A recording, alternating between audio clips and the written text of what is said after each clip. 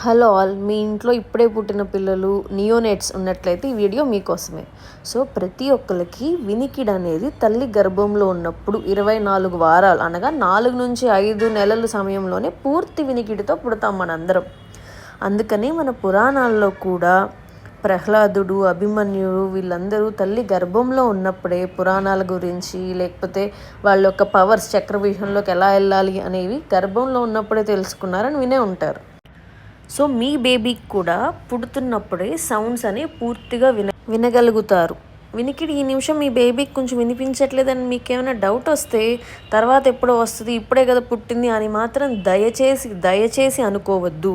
మీరు ఎలాగైతే పుట్టిన ప్రతి బేబీకి టీకాలు అవి వేయిస్తున్నారో వినికిడి కూడా న్యూ బార్న్ హియరింగ్ స్క్రీనింగ్ అని ఒక ప్రోగ్రాం ప్రకారం 136 రూల్ అనేది ఉంటుంది. ఆ రూల్ ఏంటంటే పుట్టిన ప్రతి బేబీకి వితిన్ 1 మంత్ హీరింగ్ టెస్ట్ చేయించాలి.